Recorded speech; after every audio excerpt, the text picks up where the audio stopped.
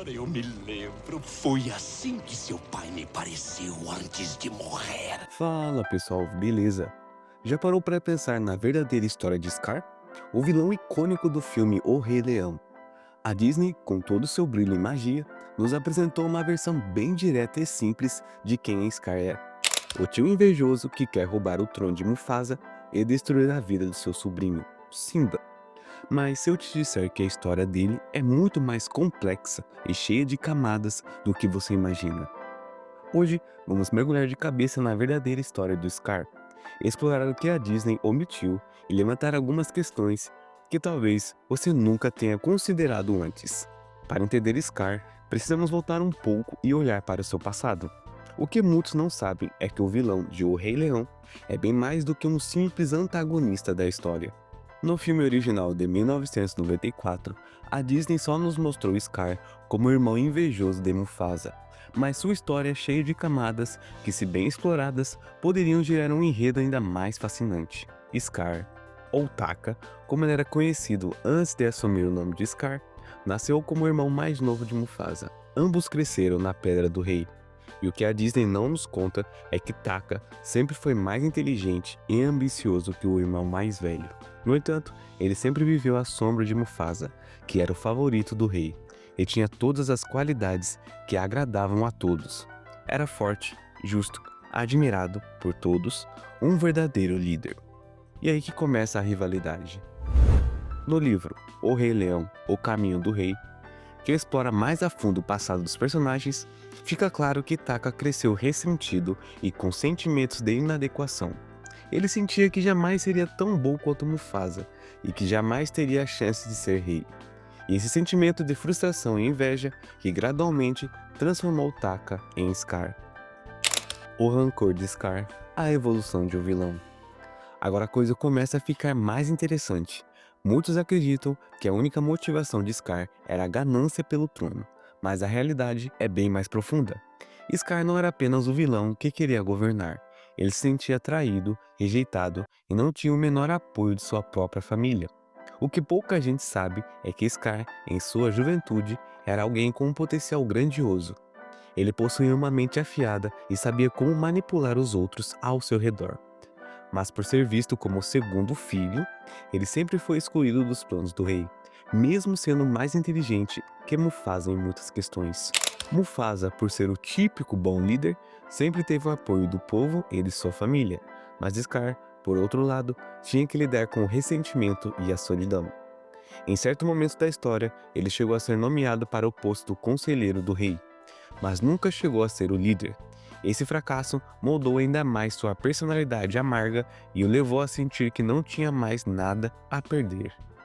O incidente da cicatriz. A famosa cicatriz de Scar é um elemento central de sua identidade. Existem várias teorias sobre como ele adquiriu. Primeiro, golpe de um búfalo.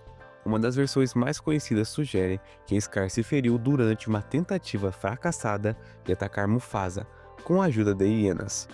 Ao tentar humilhar o irmão, Scar acaba sendo atingido por um búfalo, resultando na cicatriz. Segundo, picada de cobra.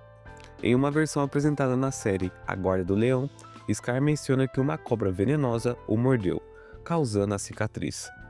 Essa narrativa levanta questões sobre a veracidade da história contada por Scar, já que ele é conhecido por manipular fatos para se apresentar como uma vítima. Terceiro, o conflito com o irmão. No live action de 2019, a cicatriz é atribuída a uma luta feroz entre ele e Mufasa, onde Scar jura nunca mais desafiar seu irmão. Essa interpretação reforça a ideia da rivalidade entre os irmãos. Essas diferentes explicações sobre a cicatriz não apenas enriquecem a mitologia do personagem, mas também abrem o espaço para discussões sobre como as narrativas podem ser moldadas pela perspectiva dos personagens. Então você já entendeu que Scar, ou Taka, não é apenas um vilão ganancioso. Ele é alguém que foi forjado por rejeição e a sensação de que nunca teria o reconhecimento que desejava. Mas o que realmente fez dar aquele passo fatal e trágico que levou à morte de Mufasa e à sua ascensão ao poder? A morte de Mufasa, que na animação parece um acidente, na verdade é mais fria e calculada do que imaginamos. No livro O Rei Leão, O Caminho do Rei, é revelado que Scar manipulou tudo. Ele sabia que Mufasa teria que descer até a falésia para salvar Simba, e foi exatamente esse momento que ele aproveitou para executar seu plano.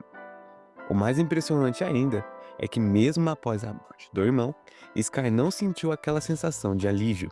Ele sentiu uma mistura de derrota e vitória. Scar não sabia o que fazer com o que ele conquistou. Ele havia alcançado seu objetivo, mas, no fundo, a perda de Mufasa foi mais um peso em seu coração do que ele realmente reconheceu. E aí que vem a grande questão. Scar não queria ser simplesmente o rei. Ele queria provar que poderia ser melhor do que Mufasa e que ele merecia mais. Não era sobre poder, mas sobre validação. E a morte de Mufasa não trouxe essa satisfação plena que ele tanto imaginava. Ele agora estava no topo, mas se sentia mais vazio do que nunca. Scar e as hienas, uma aliança complicada. Agora, se você acha que as hienas eram apenas um bando de seguidores descontrolados de Scar, você está errado. Na verdade, a relação dele com elas é muito mais complexa.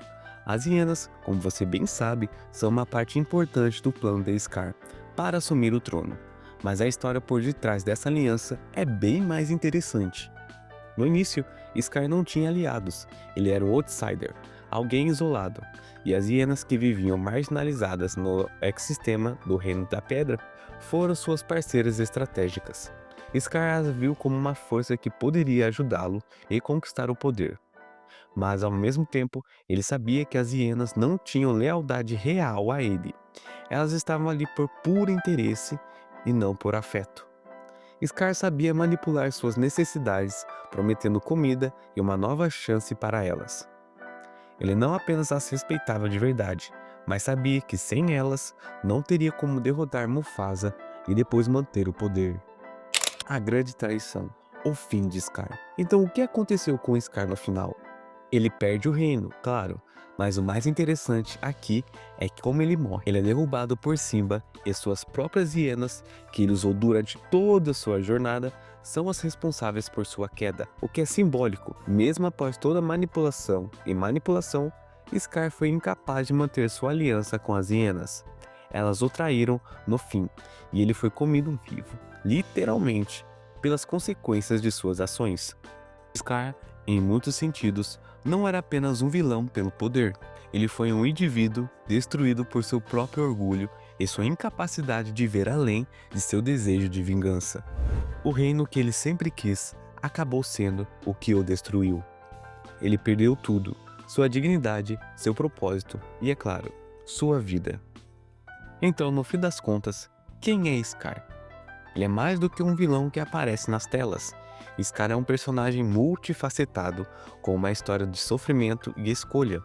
Ele não era um vilão por maldade pura, mas por falhas profundas e traumas não resolvidos.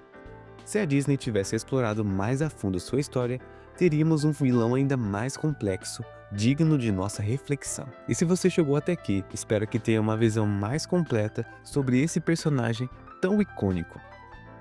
E se você gostou do vídeo, não se esqueça de curtir, comentar e compartilhar, e se inscrever para mais conteúdo como este. Até a próxima!